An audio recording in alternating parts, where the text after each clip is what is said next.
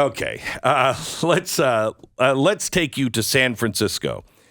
In case you don't know, the video came out of Paul Pelosi's attacker on Friday afternoon.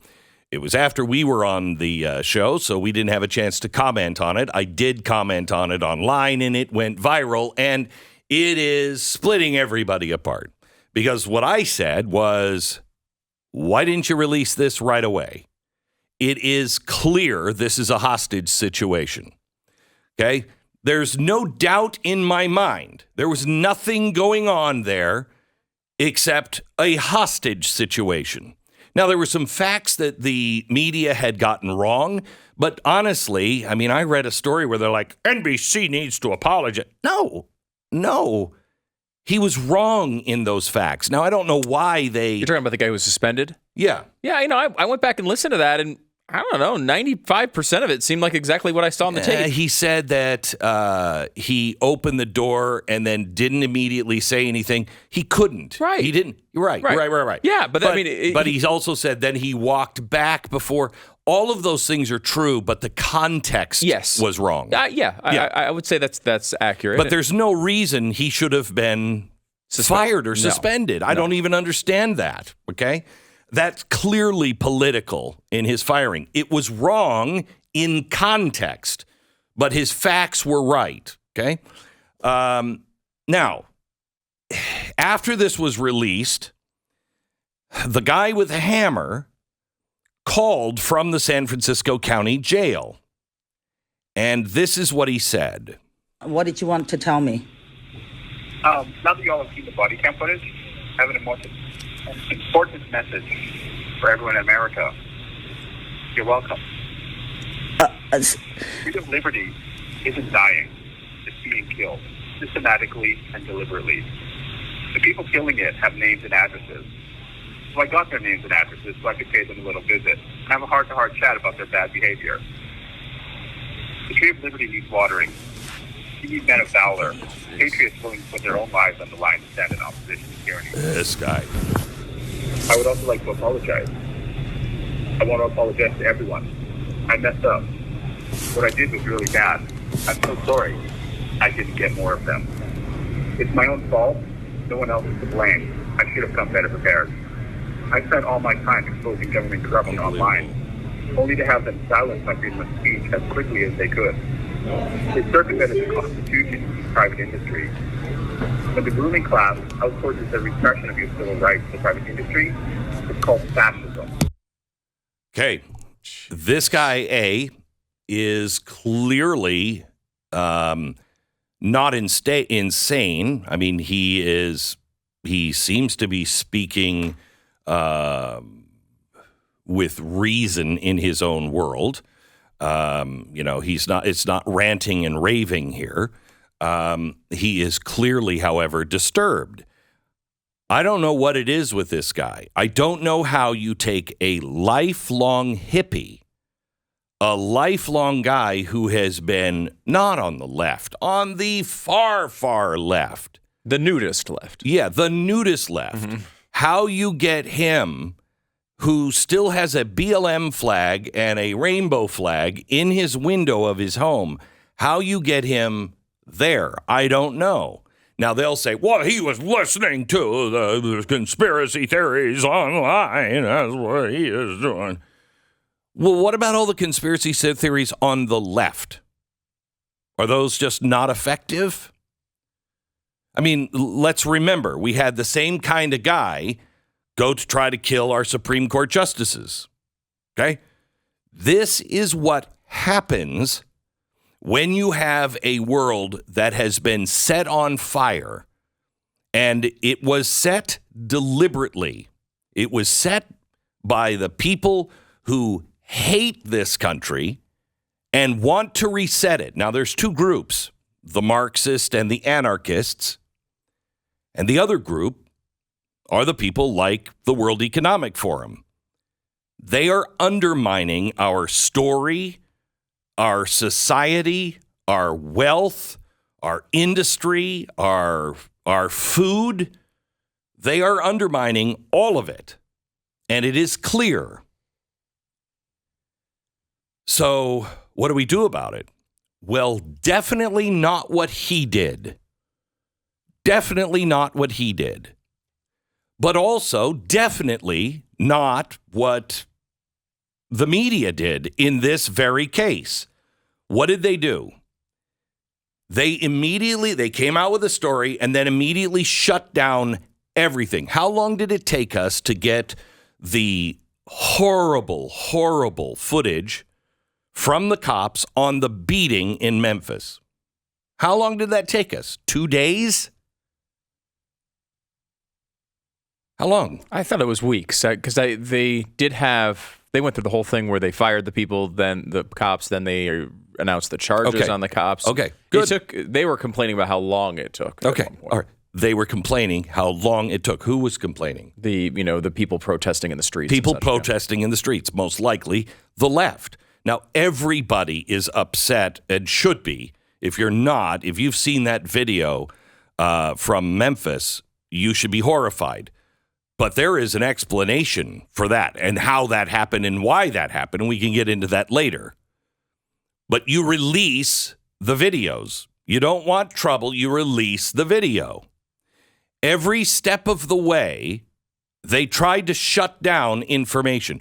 When you shut down information and lack transparency in a world that doesn't trust anyone, what happens?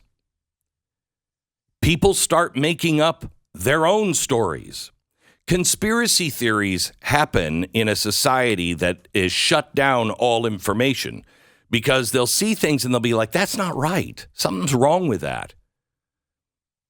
How did you get this guy? Well, okay, it can happen, and apparently it has happened. But all of the other facts, the BLM, the rainbow flag, all of these things, and him being a lifelong nudist-style hippie, just didn't fit. It doesn't mean it wasn't true. So let me give you Journalism 101. Question authority. That's Journalism 101.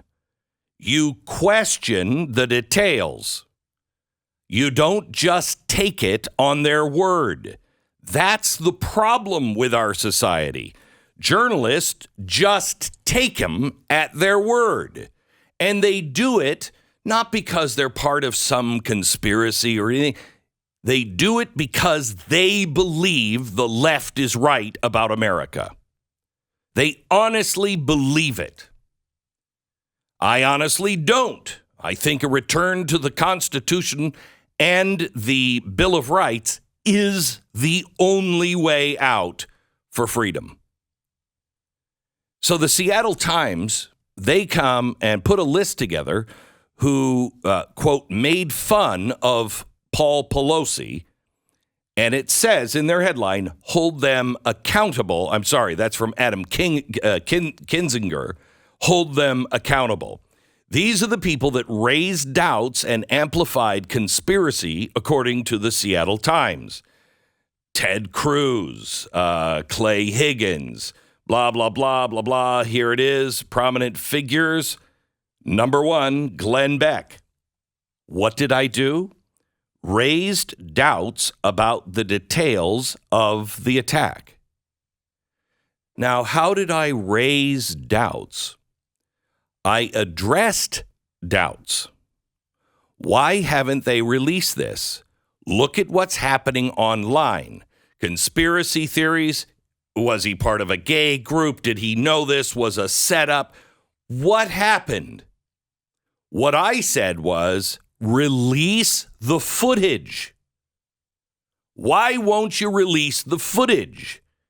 It will tell the story clearly, and you'll be past all of this. So when authorities tell me this is what's going on, and we don't want any conspiracy theories, and they have the way to stop all conspiracy theories, and they don't do it, everyone should raise doubt. What is going on? Why won't you do that? They still haven't told us why they waited so long. Was it truly because of the both sides of the court said they didn't want it out? Most likely, 99%. However, because all of the activity from everyone, including NBC, why did you fire this guy or suspend him? Why didn't you just come out and say the truth that we found not up to our standards? Bull crap. Have you suspended people who reported all kinds of misinformation in the last 5 years? I can guarantee you no. So why the punishment on this guy? These things just take conspiracy theorists and just has their wheels turning.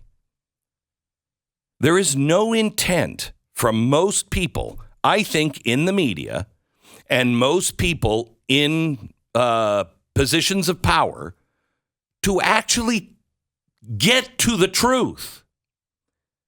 You want to know why conspiracy theories are happening? Because what truly happened in the 2020 election and the 2022 election? Now, I'm not saying it was stolen. I'm not saying it wasn't stolen. I'm saying there's enough out there to make a reasonable person question. And if the roles were reversed, you know the Democrats would have been raising hell over this. So now it's the Republicans raising hell. Okay. What do you say we take that power to raise hell away from both sides? Why is it no one will actually do an official and credible accounting? My guess is there's nobody that we all trust. So what do we do? What do we do? Well, first thing you do is you do not take to heart people that say things like that phone call from San Francisco. You do not do that.